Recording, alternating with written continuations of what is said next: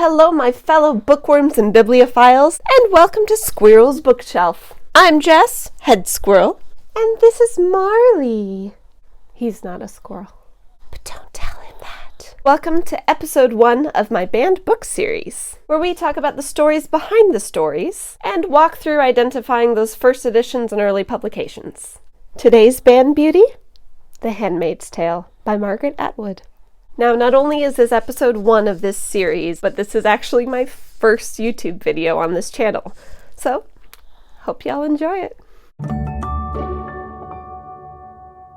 If you love books and want to learn more about them, please hit that subscribe button below and ring the bell to receive notifications when new videos are posted. This week, readers around the globe are celebrating the release of Margaret Atwood's newest book, The Testaments. I, of course, pre-ordered my copy. Now, I cannot tell you how excited I am. I'm kind of nervous to read it. Also, as a graphic designer, I have to say I'm in love with this design. It's beautiful. I mean, look at that detail. That's so cool. This long-awaited sequel has come at, frankly, a very appropriate time. Not only with an award-winning TV show having dug a little bit deeper into the realm of Gilead for a few seasons now, although Atwood has made it clear that the Testaments are completely separate from the TV show, taking place 16 years in the future with almost an entirely different cast of characters, but also with a lot of unease and uncertainty in the political climate. But let's go back to where this all began, with The Handmaid's Tale. For those of you unfamiliar with the story, The Handmaid's Tale is a dystopian novel set in near-future New England, now called the Republic of Gilead, in a world that's in the middle of a fertility crisis, where a Christian-based totalitarian state has overthrown the US government. The main character, Offred, has witnessed this overtake of government and is subsequently ripped from her family and forced into being a handmaid for an elite family, meaning that her job is to become pregnant in order to give a child to this family who is unable to have their own, which involves this routine sexual ceremony, and it's just as fun as it sounds. Not to mention, women in this world are not allowed to have any sort of independence on their own. They're not allowed to have a bank account. They're not allowed to read. That is my idea of hell. Anyway, I'm not going to go much more into the plot now, because I'm assuming if you're watching this video, you've either read the book already, or you at least have some interest in it already. In which case, read the book. Instead, let's get to the story behind the story. In the spring of 1984, Atwood began writing this novel while living in West Berlin. Now, the Berlin Wall was still up, and the Soviet Empire was still 5 years away from crumbling. As Atwood wrote for an article in the New York Times, every Sunday, the East German Air Force made sonic booms to remind us of how close they were. During my visits to several countries behind the Iron Curtain, Czechoslovakia, East Germany, I experienced the wariness, the feeling of being spied on, the silences, the changes of subject, the oblique ways in which people might convey information. And these had an influence on what I was writing. Now, Atwood understood just how quickly and easily things could change, having essentially begun life in the middle of World War II. But Atwood had never written anything like this. By this point, she had had 5 novels under her belt, along with multiple other books of poetry, short fiction, children's books, and non-fiction. But she'd never written science fiction, or more accurately, speculative fiction. She hadn't broached the idea of utopias and dystopias. And honestly, she wondered whether she could even pull it off. She actually delayed writing it for 3 solid years after getting the initial idea. Of course, the book became award-winning and was even shortlisted for the 1986 Booker Prize. Its sequel has followed suit, by the way. Stay tuned for the 2019 results.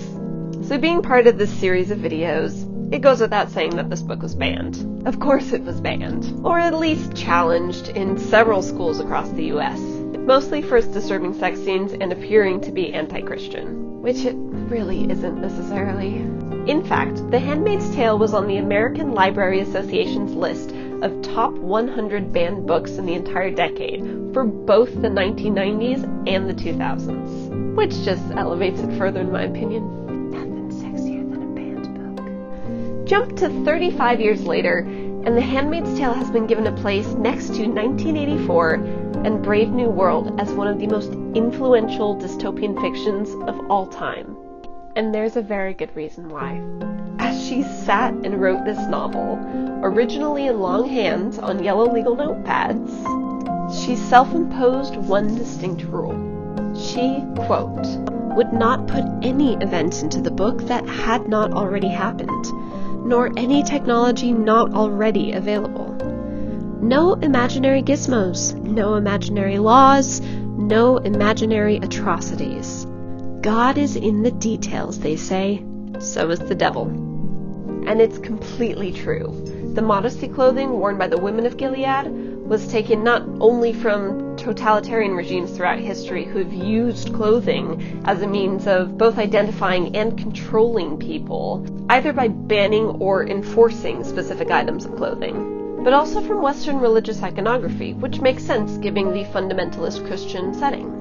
The wives were blue, representing purity, and the handmaids were red, representing the blood of childbirth, but also connecting with Mary Magdalene.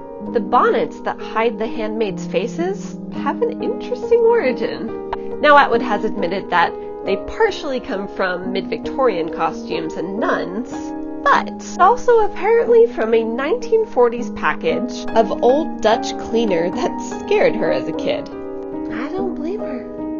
She also took from historical influences such as the decline of fertility in Chinese men and the Salem witch trials. Fun fact! One of the people the book is dedicated to is Mary Webster. Now, Mary Webster was the girl in Connecticut who was hanged for being a witch, but survived. They hadn't invented the drop platform yet, and so she didn't actually die when she was hanged.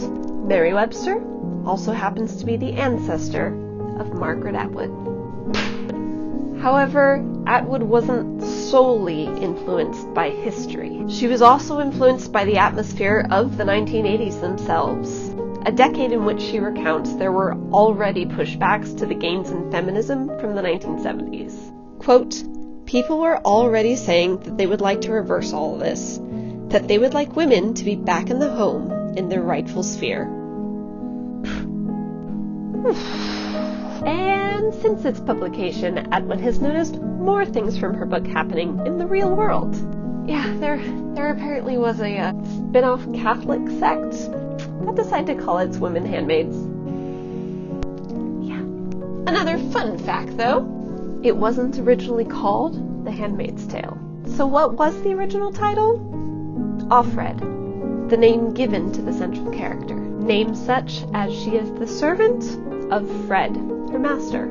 But this too had roots in the real world. Think of Italian surnames using D, or, Von in German. I mean, even English has the suffix son, like Williamson, all used to denote of, or, in this case, belonging to. But Atwood was oh so clever. There was another meaning behind Offred.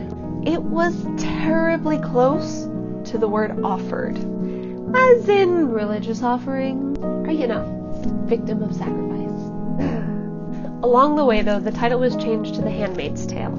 In part, this was to honor Geoffrey Chaucer's The Canterbury Tales, with stories such as The Knight's Tale and The Miller's Tale. But it was also reflective of fairy tales and folk stories that were centered around a single character going through unbelievable experiences. So in a nutshell, that's the origin of the story. Now, what does the first edition look like? Now, most fans of the book are probably familiar with a copy that looks like this.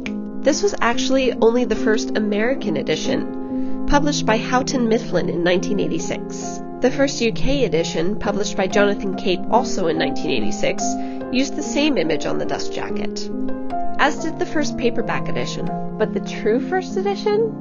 The Canadian edition. That's right, it was originally published by McClellan and Stewart in 1985.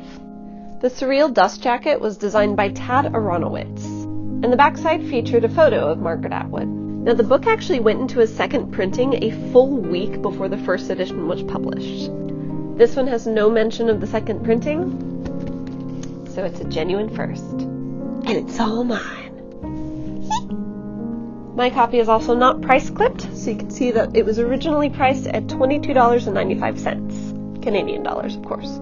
And that's all I have for you today. Keep watching to the end of the video for your daily dose of doggy cuteness. But just before then, if you liked learning about The Handmaid's Tale, please hit that like button below and don't forget to subscribe to learn about more bookish things in the future. If you have any suggestions for future videos on anything book related, feel free to leave your thoughts in the comments below. And shameless plug, if you're looking for ways to display your love of books, or if you're searching for gifts for a book lover, please check out my Etsy shop, Ex Libris Artifacts, where I actually recycle books that are worn well beyond repair into pendants, which you can actually customize into different types of necklaces and keychains. This one is actually for sale, and it's from a 1924 edition of The Story of Peter Pan. Now this is on an adjustable leather cord necklace, but you can get a chain, you can get a ribbon, just check it out, there's a link in my description. And finally, a very special thank you to my friend Daniel Hines, who did all of the music in this video. To check out more of his incredible work, please see the link in the description below. Until next time, keep on reading, and here's Tia to introduce your daily dose of doggy cuteness.